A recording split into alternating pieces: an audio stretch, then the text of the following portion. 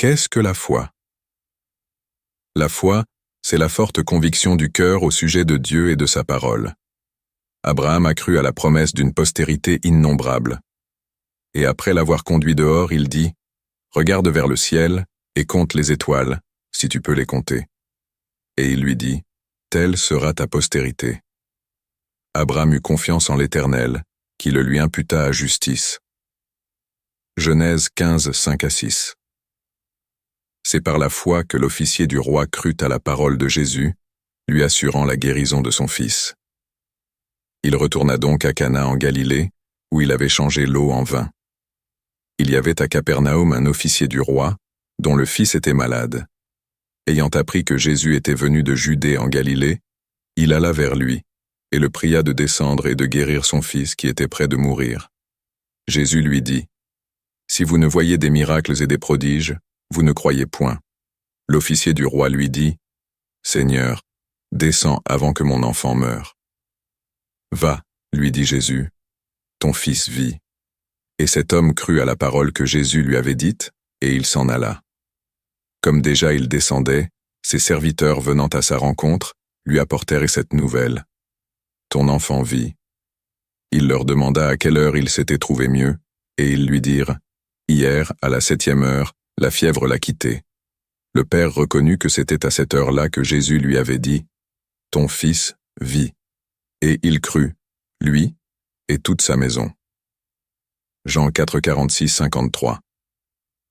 La foi apporte la démonstration de ce qui est inaccessible à la raison ou au sens. Or, la foi est une ferme assurance des choses qu'on espère, une démonstration de celles qu'on ne voit pas. Pour l'avoir possédée, les anciens ont obtenu un témoignage favorable. C'est par la foi que nous reconnaissons que le monde a été formé par la parole de Dieu, en sorte que ce qu'on voit n'a pas été fait de choses visibles. Hébreux 11, 1-3.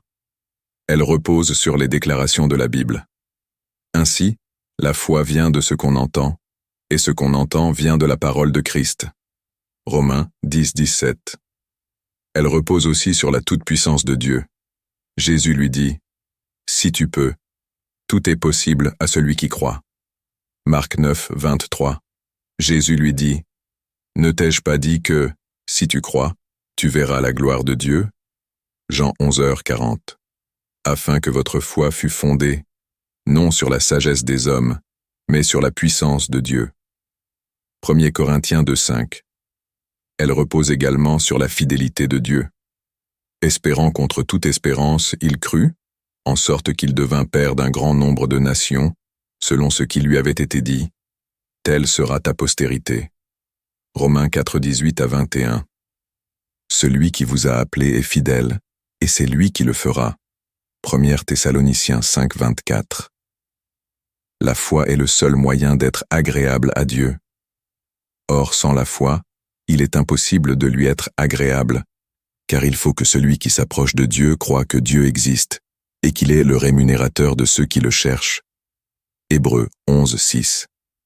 Mais qu'il la demande avec foi, sans douter, car celui qui doute est semblable au flot de la mer, agité par le vent et poussé de côté et d'autre.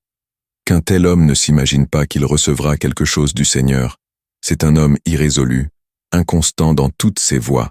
Jacques 1, 6, 8. Et c'est par la foi que nous obtenons ces bénédictions.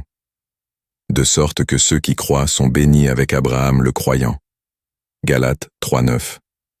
En sorte que vous ne vous relâchiez point, et que vous imitiez ceux qui, par la foi et la persévérance, héritent des promesses.